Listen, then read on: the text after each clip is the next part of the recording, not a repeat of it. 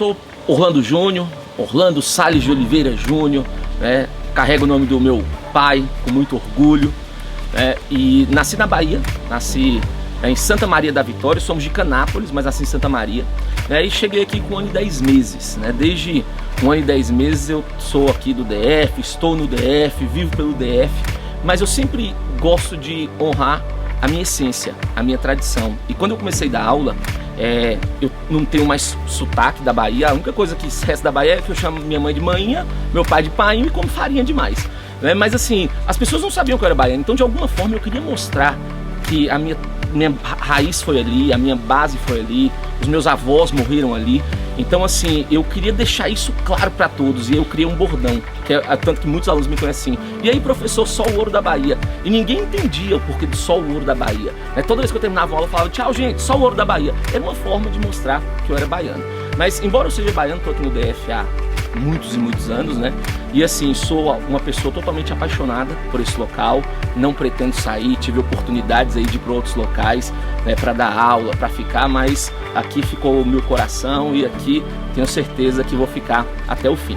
Sou filho do Orlando Fagundes, da dona Neide, pessoas que saíram da Bahia porque não tinham condições de emprego, né, vieram para o Distrito Federal, ralaram muito. Meu pai chegou aqui como servente de pedreiro, minha mãe dando aula particular, até que tornaram-se servidores públicos, né? Sou irmão da Alanussa. Por favor, não ri da minha irmã, ninguém sabe de onde meu pai tirou o nome da minha irmã, ela vai querer me matar na hora que ela ver esse vídeo, mas Alanussa, né? E assim, estamos aqui desde sempre. Fui criado no M-Norte, ali alguns falam que é Ceilândia, outros falam que é Taguatinga, né? E ali depois fomos para Taguatinga Centro, Taguatinga Sul, então eu sou um cara ali de Taguatinga, Ceilândia. Encontrei minha esposa na igreja, foi minha primeira namorada, né? Estamos casados há mais de 10 anos, sou pai da Ana Júlia, do Luiz Rafael, e sou esse cara, né? Esse cara que tento ser alegre, tento ser irreverente, tento fazer das pessoas algo um pouco melhor, né? Sabemos aí que o sofrimento é algo que assola a nossa população, assola tantas pessoas e de alguma forma eu tento, desse meu jeitão meio maluco de ser, alegrar um pouco da vida das pessoas. Olha, sem demagogia, sem hipocrisia nenhuma, família pra mim é tudo. Eu costumo falar o seguinte: se você não cuida dos seus, você não vai cuidar de ninguém. Às vezes eu desmarco um compromisso ou outro, né, em virtude de família, e falo bem assim: se você quiser ficar descontente comigo, se você quiser perder a amizade, você pode perder. Se eu não for capaz de cuidar da minha esposa, da minha filha, do meu filho, do meu pai, da minha mãe, eu não vou ter condição de cuidar de ninguém, né? Eu sou um cara totalmente apaixonado pela minha família. Nicole, minha esposa, tem até uma história engraçada. Eu fui no acampamento da igreja, né, e ali eu tinha 13 anos, minha esposa tinha 12. E eu cheguei em casa, eu lembro até hoje, ela tava com uma camisa laranjada, linda, olha o estilo da mulher, camisa laranjada, uma sandália rosa e uma saia de crochê branca. E aí eu cheguei, meu Deus, é a mulher da minha vida. Eu cheguei na casa da minha mãe, era um domingo. Eu falei: mãe, encontrei a mulher que eu vou casar. Isso com 13 anos, minha mãe falou: para de ser maluco, você tá doido, não sei o quê. E aí fiquei no pé da Nicole desde os 13 anos. Com 15 anos eu tive coragem de falar com ela, não namorávamos ainda, né? E aí com 15 anos eu tive coragem de falar com ela. Ela falou assim: quando você terminar de ler a Bíblia, nós conversamos. Eu nunca li de Gênesis a Apocalipse tão rápido na minha vida, meu irmão. E aí comecei a namorar com Nicole com 16, né? Nicole tinha 15, estamos aí juntos há mais de 15 anos, né? Então assim, eu costumo falar o seguinte: eu tenho uma família de uma esposa só. Se não for com ela, não vai ser com ninguém. Entreguei minha vida para ela desde o início e tenho certeza que ela também. E assim vai ser até o final. Defender a família é muito fácil, né? Mas tendo várias por aí. Então eu acho assim que não é um discurso demagogo, né? Eu vivo por eles, vivo para eles e sou esse cara totalmente apaixonado. E depois que meus filhos nasceram, aí que meu amor pela família aumentou. Porque assim, eu sempre falei: eu tenho uma vocação na vida, ser pai. E essa é a vocação que eu vou levar até o fim. Tem dia que eu chego morto, manhã, tarde e noite dando aula, né? E no outro dia eu tô acabado e o Rafa vem e fala assim: papai, vamos jogar bola. Cara, como é que você não vai jogar bola com seu filho? Não tem como, né? Então assim, eu tive essa criação do meu pai. É tanto que eu acho que as coisas elas vão sendo passadas de pai para filho, né? Eu tive um exemplo, por isso que eu tento passar esse exemplo. Eu não abro mão de estar com meu pai, com minha mãe, pelo menos 2 vezes por semana. Eu não sei até quando eles vão estar aqui, ou se até quando eu vou estar aqui, né? Se tem um jogo do nosso Mengão, eu sempre tô lá com o meu velho, chamamos a casa dele de Ninho do Urubu, né? E o Rafa, já, o dia que ele não vai, ele fala: pai, você vai me deixar fora do Ninho do Urubu? Né? Então as coisas, elas vão sendo passadas assim, de pai para filho. Meus pais são casados aí há mais de 40 anos, né? Ele também tem uma família que ele honra até o fim. Então assim, família para mim é a minha base. É tanto que em 2018, quando eu resolvi entrar na vida política, a primeira pessoa que eu falei foi meu pai. Falei: pai, você está disposto? Nós sabemos a dificuldade e tudo. Ele falou: olha, se você só não desonre meu nome. E aí fomos até o fim. Meu pai era meu coordenador, minha mãe era quem fazia toda a logística de agenda, minha irmã cuidava de outra parte da publicidade, sendo que ela não é publicitária, é dentista, né? Então assim, a família é algo que está aí na minha essência. Eu tenho uma situação que eu sou o professor mais novo do Brasil. Eu comecei a dar aula com 18 anos, né? Não tinha formação, eu comecei a dar aula com 18 anos e eu vou te contar a história. Eu comecei a fazer faculdade de Direito, e aí eu estava ali no 3º semestre, e aí eu estudava à noite, e aí eu consegui um estágio, né? E aí eu tive que trocar o horário, isso eu tinha 17 anos. E aí quando eu troquei o horário da faculdade, por conta desse estágio que eu consegui, era um estágio que só conseguia no 6º, 7º semestre, eu consegui no 3º, porque eu sempre gostei muito do direito e tal, principalmente do direito constitucional. E aí um belo dia, eu troquei ali de turno, e aí chegou um cara, era aula de constitucional, por incrível que pareça, porque eu estava falando de processo legislativo e pediu para juntar duplas. E eu não conhecia ninguém, e eu vi que tinha um cara isolado, que chegou atrasado, um cara altão e tudo. E aí eu olhei para ele e falei assim: vamos fazer, vamos. E aí, esse cara já estava no 10º semestre da faculdade. Ele já era professor, muito conhecido em Brasília, dos concursos. E aí estávamos ali conversando, ele era professor de constitucional. E ele estava conversando sobre o processo legislativo e ele fez uma indagação. Eu falei: não concordo. Eu não sabia que ele era professor, né, de concurso aí. E eu falei: não concordo por conta disso, daquilo. Ele falou: mas de onde você tirou isso? Poxa, eu nunca pensei dessa forma e tal. Ele falou: bicho, você é bom, vou te ajudar. Nisso, né, ele sai dali, liga para um outro professor, dava aula para os concursos todos aqui do DF, muito conceituado, fala: bicho, eu encontrei um moleque bom, ele pode te ajudar aí como estagiário e tudo. E aí 3 dias depois esse cara me liga, né, e aí pede para eu desenvolver um trabalho para ele e tudo, desenvolver. Ele falou: rapaz, você tem que dar aula. Eu falei: bicho, eu tenho 18 anos, tinha acabado de completar 18, eu tenho 18 anos, como é que eu vou dar aula? Não tem informações. Rapaz, concurso é meritocracia, fica quem é bom. Primeira coisa que você vai fazer, deixar a barba. Aí eu tinha aquelas barbas, você deixa a barba crescer porque você vai começar. E aí ele me apresentou, na época era Obcursos, e ele falou: você vai dar aula, você vai dar aula, você precisa dar aula. Aí eu: Sandro, eu tô muito preocupado, eu não sei se eu vou dar conta. Ele falou: você vai dar conta. E aí chegamos, lembro até hoje, né? Ele falou assim: tenho aula pra você, você vai dar aula de regimento do STF. E eu sempre professor de constitucional. Eu falei: Sandro, como é que eu vou conseguir fazer isso e tal? Ele falou: se vira. Nisso, juntaram 4 turmas. Primeira aula de um moleque de 18 anos para 4 turmas. Tinha mais de 250 alunos. E ali acabou que tinha uma divergência de um entendimento recente do STF com o que a apostila de um famoso professor de regimento falava. E aí comecei a dar aula e tudo, e aí eu falei dessa divergência. Nem me toquei da apostila na mão dos meninos. E aí levantaram a mão, umas 50. Na hora me deu uma dor de barriga tão grande que eu achei que eu ia desmaiar de nervoso. Eu falei alguma coisa.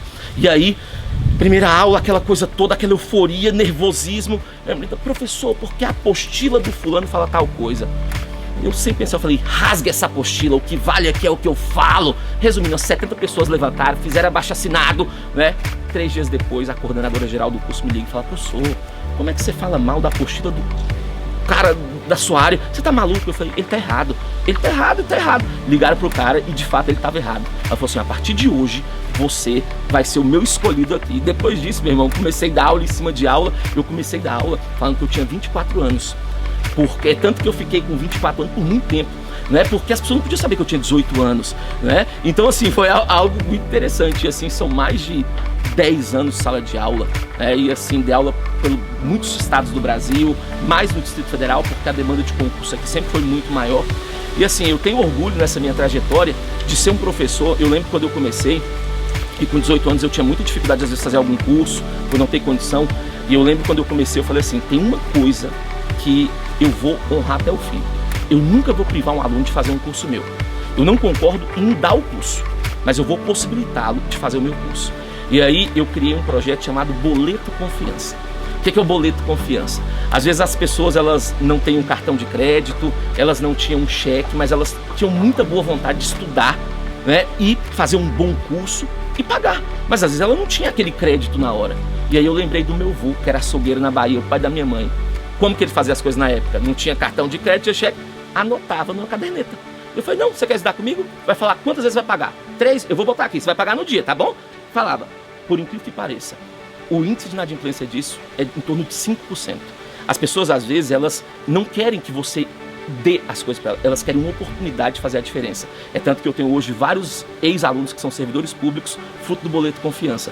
Então é algo assim que da minha trajetória como professor, o que eu mais tenho orgulho é do meu boleto confiança. E até hoje eu aplico, né, assiduamente o boleto confiança, porque eu entendo o seguinte, eu sou a favor da educação, eu faço pela educação. Você faz como? Você faz usando o dinheiro público? Você já tirou alguma vez, né, correndo o risco de você perder para de fato incentivar a educação? Então eu posso bater no peito e falar que eu fiz isso. E eu tenho incontáveis testemunhas sobre esse meu projeto. Então, eu sou professor de Direito Constitucional e diariamente eu falo sobre direitos sociais, educação, saúde, segurança, bem como eu falo sempre do Poder Legislativo. E algo que sempre me incomodou é a ignorância da massa. Como assim a ignorância da massa? As pessoas elas não se preocupam em entender como de fato as coisas acontecem. Eu, como professor, eu vejo pai brigando com filho, marido separando de mulher, porque eu voto em fulano para presidente, eu voto em ciclano para governador. E eles não conseguem entender que a maioria dos atos do executivo passam pelo crivo do legislativo, né? Aí eu pergunto, você votou para quem? Para deputado na última? Ah, não lembro não, o negócio é presidente. Mas peraí, para o seu presidente ter governabilidade, você tem que saber se o deputado apoia, se o deputado está disposto. E essas coisas, de quando eu falava em sala, as pessoas achavam que estava indo pro lado político, foi começando a me deixar inconformado. E aí eu comecei a analisar as questões sociais. Eu sempre fui um cara que gostei dessa questão de inclusão. Não, de novo, de dar as coisas. Não concordo com essa teoria. Eu acho que você tem que, de alguma forma, incentivar para que as coisas aconteçam. E eu sempre rodei em vários locais e vi tanta necessidade, tantas pessoas ali privadas de direitos básicos que nós sabemos que é nosso, né? O direito está ali garantido na Constituição. E eu falei, cara, eu preciso de alguma forma fazer alguma coisa. Agora, em sala de aula, como professor, eu posso instruir, eu posso tentar explicar, mas eu nunca vou ter a dimensão de um político, né? Eu posso ali não conseguir mudar o universo político como um todo, mas a minha parte eu pretendo fazer, né? Eu costumo falar o seguinte, eu não quero ser um deputado professor, eu quero ser um professor deputado. Eu quero que, através de um mandato, as pessoas entendam qual o mecanismo legislativo, o que ele pode fazer. Então, eu acho que a máxima aqui é o inconformismo. O inconformismo me fez ir para o lado da política, porque eu sei que ali, né, é onde eu vou conseguir, às vezes, mostrar para as pessoas um papel de fiscalização do legislativo. Quando o legislativo ele não nasceu para legislar. O legislativo ele nasceu para fiscalizar, né? Depois que a função de legislar entrou, né, dentro dos parlamentos e tudo. Então a importância da fiscalização é algo intenso e que as pessoas não conseguem entender. Ai, mas por que o deputado não aprovou nenhuma lei? Ninguém aprova lei sozinho. Para eu aprovar uma lei eu tenho que ter maioria. Agora a fiscalização eu posso fazer sozinho por incontáveis mecanismos que me são assegurados. E detalhe, uma coisa que eu sempre gosto de destacar, quando nós deixamos de participar do processo político, nós somos coniventes com tudo de errado que acontece e perpetuamos esses caras ruins no poder. Então o meu papel na política é ser o professor deputado, um cara que vai mostrar que a politicagem é errada, mas a política precisa ser feita, porque é a política que te dá educação, te dá saúde, segurança e tantos outros direitos básicos, né, mas que são nossos por garantia constitucional e tantos outros instrumentos. 2018, eu gosto de contar a história. Eu entro nas coisas pelo inconformismo e pela vontade de fazer a diferença. Mas para eu fazer diferente, eu tenho que ser diferente. E aí, não vou falar nomes aqui, mas um cara falou assim, rapaz, você acha que política é fácil? Você não tem 1000 votos. Eu falei, eu vou ter. Eu durmo 2 horas, eu sou um pouco hiperativo, né? Dá pra perceber. Eu durmo 2 horas se eu preciso, mas eu vou falar com mais pessoas que eu puder. Eu entrei no último dia de filiação, no último. E aí, entrei no último dia de filiação, deve ter ali, até a eleição, uns 4 meses. Sem nenhuma estrutura, eu posso falar, sem nenhuma estrutura. No final da campanha eu não tinha dinheiro pra gasolina. né? Porque acabou que eu fiquei sem dar aula, e ali a minha fonte de renda e tantas outras coisas, sem panfleto que eu não tinha, né? Eu fiz 3.968 votos, que eu me orgulho, de pessoas que saíram de casa no domingo de manhã, inconformados com a política que nós temos hoje, e foram lá e confiaram isso em mim. E assim, o meu projeto foi todo familiar. Meu pai era coordenador disso, minha irmã coordenador daquilo, minha mulher ia ir para tal lugar, minha filha cantava meus jingles. Bora, Ana Júlia, criança ajuda, vai, Ana Júlia. E a Ana Júlia cantava, din, din, din, vou votar no Orlandinho. E foi assim, né? E acho assim, fico muito satisfeito, porque são pessoas que de fato confiaram, não sei se o termo certo é uma aventura, mas confiaram em um cara que entrou de última hora, de um cara que era um professor, um sonhador, mas que de fato sabiam que eu queria fazer uma mudança, que eu queria fazer algo diferente. E foi justamente isso, veio a pandemia, e eu fiquei muito mesmo assim, chateado com algumas situações, mas eu pensei, cara, eu não posso desonrar 3.968 pessoas, 67 porque eu votei em mim. Espero que minha esposa também tenha votado, mas eu não posso desonrar essas pessoas. Eu não posso deixar sempre falar, gente, agora eu não quero mais, né? Tô saindo do mundo. Eu vou tentar quantas vezes for preciso. E mais uma vez eu venho com o mínimo de estrutura possível, mas com o apoio que eu mais preciso, que são o apoio das pessoas. As pessoas que acreditam em um professor que tem conhecimento para transformar, que pode fazer e sabem que eu vou fazer. Justamente por quê? Porque eu tenho um projeto de família. Eu costumo falar que eu não tenho apoiadores. Eu tenho uma grande família que vai, com certeza, me levar nessa grande caminhada. Aí você entrou na peça-chave. Olha, eu sou um cara, e alguns podem pensar que, de novo, é demagogia, mas não é. O meu sonho era ter um filho com síndrome de Down. Eu falava assim, nas minhas orações, quando minha esposa estava grávida. Falei, Deus, se às vezes você vai dar pra alguém que não quer, dá pra mim que quero. Porque eu tenho certeza que eu vou amar essa pessoa, eu vou cuidar dele o máximo possível. E é tanto que eu tenho um projeto ainda. Os meus filhos estão pequenos agora, é uma questão política, mas eu pretendo à frente adotar uma criança com síndrome de Down. Justamente para eu defender a bandeira de forma mais incisiva.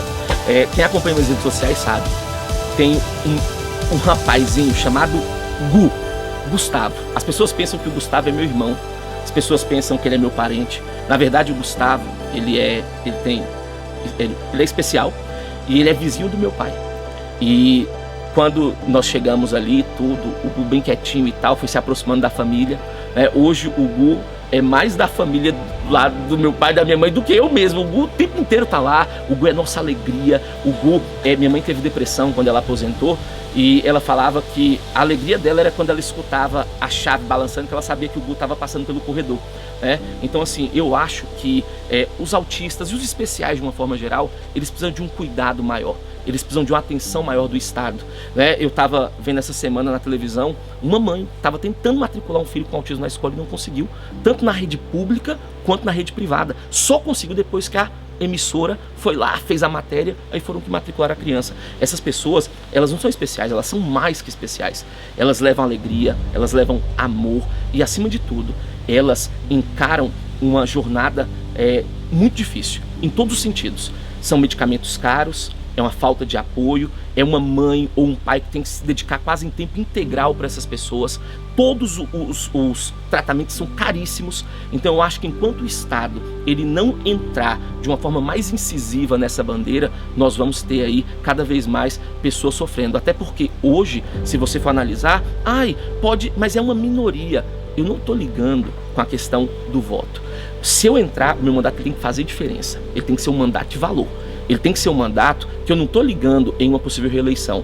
Eu vou fazer são 1.600 e poucos dias, salvo engano, 1.400 e poucos dias de mandato que eu quero fazer para o povo. Eu não quero ser um deputado de tal classe, de tal categoria, um deputado que pensa só nos concursos porque deu aula a vida inteira. Não, eu quero ser um deputado do povo. E o deputado do povo, ele pensa na maioria, mas ele também tem que defender a minoria. Hoje, eles são minorias. São a minoria hoje muito enfraquecida. Mas eu tenho certeza que nós vamos conseguir lutar arduamente. Onde quer que seja, minha voz não vai parar para a defesa dessas pessoas. Porque, de novo, eu acompanho várias e várias famílias com questões de crianças especiais, e a luta que essas pessoas têm é algo surreal. É uma mãe que não pode trabalhar, porque não tem como trabalhar. Vai deixar uma criança na escola, aí a escola não recebe, porque precisa de uma pessoa para cuidar, é muito caro. Como que essas pessoas vão conseguir?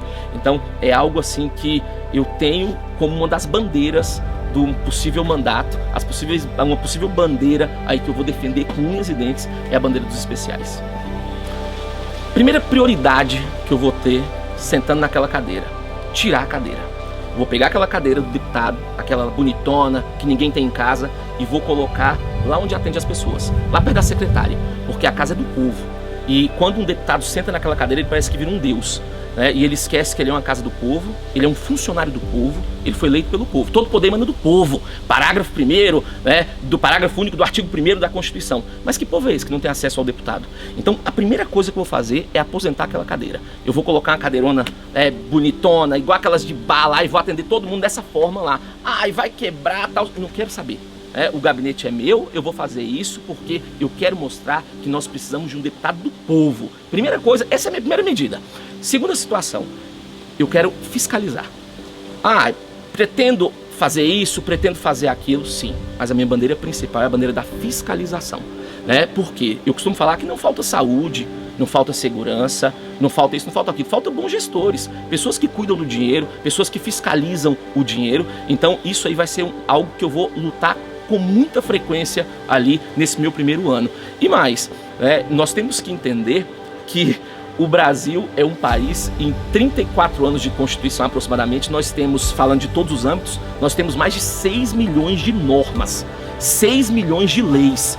No Brasil você não precisa criar mais tanta lei não, você tem que adequar as leis que existem e fazer com que elas sejam aplicadas. E você aplica uma lei como? Quando você fiscaliza. Então meu primeiro ano, até por conta do fato que você já tem um orçamento aprovado em 2022 para 2023, né? Isso é importante, então eu não vou poder dar os destaques que eu quero com as minhas emendas, né? Então assim, o meu primeiro ano vai ser um ano de fiscalização, vai saber o seguinte: você destacou a emenda para cá, então vou fiscalizar a sua emenda, porque não fui eu que destinei, então vou fazer isso. Essa é a principal bandeira aí, na minha opinião, no meu primeiro ano. Então a pandemia foi um momento de muita incerteza, né? Assim, você teve toda uma rotina modificada, muitas vidas que se foram. Eu costumo falar da pandemia, eu tinha um grande amigo, o Elber, e o Elber, ele me ajudou na campanha passada, quando eu tinha alguma coisa ele ia dirigindo pelo cansaço, e assim, a pandemia levou o Elber num dia, a gente enterrando o Elber, o irmão dele morreu, enquanto a gente enterrava esse, o irmão morreu e a mãe morreu 2 semanas depois. Então assim, isso mostra o quanto a pandemia foi difícil em todos os sentidos, não só pelo fato de as pessoas ficarem sem emprego, terem necessidade, mas quantas pessoas de fato próximas nós perdemos. E assim, eu estava vendo diariamente o sofrimento das pessoas. A pessoa não estava ali sem um emprego porque ela quis estar sem um emprego, ela não tinha como trabalhar. Eu costumo dar sempre um exemplo, não vou citar nome, mas eu comecei com um grande amigo, Arthur, né, que é um outro professor. Nós falamos, bicho, nós temos que fazer alguma coisa. Então vamos usar a internet, vamos começar a fazer aulões aqui, até para a pessoa ocupar a cabeça e tudo, mas vamos pedir, ou seja, dinheiro, para comprar cestas. Nós vamos prestar contas aqui do que nós fizemos. E assim, foram muitas cestas básicas entregues aí para essas pessoas. E teve um caso que me chamou a atenção. Teve um amigo, que ele conhecia ele em um restaurante, ele é um excelente chefe. E aí ele falou assim: professor, eu tô vendo que você tá doando umas cestas aí e tal, tem como eu pegar 2 para a minha vizinha aqui que tá precisando e tal? Eu falei, claro, e tudo. Eu falei, mas e você, como é que tá? Ele, não, professor, eu tô me virando. E ele foi desconversando. Ele sempre foi um cara muito trabalhador. Eu falei, cara, como é que tá a sua vida aí? Ele falou, poxa, professor, tá difícil demais e tudo. Eu falei, não, então você vem aqui pegar 4 cestas, vai dar 2 para ele, fica 2 para você. E ele começou a chorar, mas assim, você via que não era um choro qualquer, era um choro de uma pessoa que tem uma esposa, tinha 2 filhos, sempre foi exímio na sua profissão, mas que não estava conseguindo prover a sua casa por conta de uma situação nefasta que acabou entrando no mundo inteiro.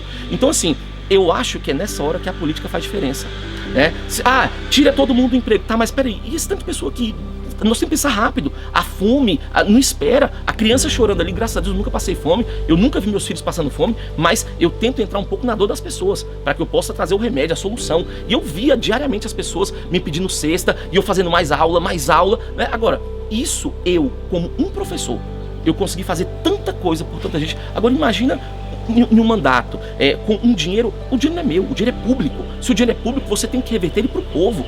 Você tem que dar um valor para o povo, para que o povo possa entender que de fato é para isso que ele paga imposto, é para isso que existe a política. Então assim, a pandemia, acima de tudo, ela me ensinou. Ela me ensinou que nós temos que ter um olhar mais atento porque tudo pode mudar do dia para a noite. E aí, nós estamos preparados? A nossa política, infelizmente, ela é muito fraca. Ela só pensa no hoje, nessas coisas certas. Mas tem muitas coisas incertas que podem acontecer e nós temos que ter, no mínimo, um pouco de atenção para essas situações. Ou seja, você tem que estar preparado para qualquer tipo de cenário. É para isso que o Estado foi constituído. É para isso que as leis são criadas. Para você pensar em situações atuais e situações futuras. E óbvio, pegando sempre o passado como referência. Já dizia o filósofo, aquele que volta a banhar-se no mesmo rio, nem o rio é o mesmo rio, nem o homem é o mesmo homem. Ou seja, tem que olhar o que aconteceu para que não seja um outro exemplo nefasto para o futuro. O porquê votar no professor Orlando? Porque o Orlando, ele é essa pessoa que ele não consegue olhar para o poder, ele não consegue olhar para o mandato, para o salário, ele consegue olhar nos olhos das pessoas, ele consegue olhar que, de fato, uma ajuda que você faz ali, um incentivo que você dá, às vezes um abraço, é o que é diferencial na vida de uma pessoa. É o Orlando, né, que pode e tem laço para isso, de mostrar que ele tem uma família consolidada, que ele luta pelos seus para mostrar que ele pode sim ser um exemplo onde quer que ele esteja, né? Seja lá na Câmara Legislativa, seja na Câmara dos Deputados, onde quer que ele possa chegar. Eu costumo sempre ilustrar uma história de por que votar no Orlando. A vida, ela é feita de exemplos. E o exemplo que eu quero deixar é um exemplo para os meus filhos. Rafael, esses dias, falou: pai, se você ganhar a campanha, você vai ganhar muito dinheiro? Eu falei: filho, política não é para isso. A política é para mudar a vida das pessoas. Sabe aquela vez que o papai foi de Coelho da Páscoa levar aquele chocolate para aquelas crianças? Você viu tantas pessoas sorrindo, né? Você sabia que aquelas crianças não têm, às vezes, o que comer? Você viu que na rua daquelas crianças, perto da nossa casa, não tem asfalto? É para isso que serve um político, filho. Para mudar a vida das pessoas. Para fazer com que, de fato, as pessoas confiem em um Estado que possa ajudar, em um Estado que não é só benefício próprio, um Estado social, um Estado onde as pessoas vão ter uma educação, vão ter uma saúde, vão ter uma segurança. E, acima de tudo, que eles vão poder ter alguém do povo, que eles vão poder entrar sem receio e falar da forma que eles sabem, sem ficar ali bajulando, sem ter aquele puxa-saquismo todo. E mais, a indecisão do povo é o que de fato acaba deixando a situação nefasta. Quando nós, o povo, nos isentamos do processo político, mais uma vez eu repito isso, nós perpetuamos os ruins no poder. Esses caras que não ganham voto, esses caras que praticamente compram voto. Não estou falando comprar voto com o dinheiro ali, mas às vezes com emprego, com uma situação, com outra. Então é justamente o nosso inconformismo, a nossa raiva por política e a nossa vontade de não sair no domingo para votar que vai perpetuar essas pessoas no poder. A chance que nós temos de fazer a diferença é agora.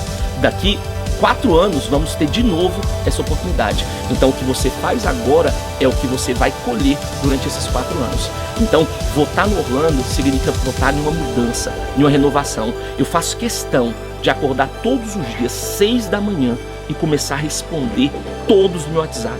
Quando eu passo o meu WhatsApp na rede social, não é para que a pessoa fale com um assessor, com fulano, com um amigo, com ciclano, não. Vai falar comigo, porque eu quero uma proximidade cada vez maior das pessoas. As pessoas precisam entender que tem um deputado do povo, um deputado que vai falar. Às vezes eu falo assim: olha, não consigo responder tudo agora, mas sempre, diariamente, eu respondo todos. Tem dia que eu chego a falar com 300 pessoas. Mas por que você não sai nas ruas, nas feiras? Ei, se eu quero fazer diferente, eu tenho que ser diferente. Eu não vou gastar milhões em uma campanha. Vou ganhar da forma como eu acredito que seja certo, dependendo o mínimo possível, né, de recursos, para mostrar que eu vou chegar lá e, de fato, vou fazer a diferença. Então, votar no Orlando é votar em uma inovação, é votar numa pessoa que acredita e que também, assim como vocês, entrou na política, confiou na política pelo inconformismo.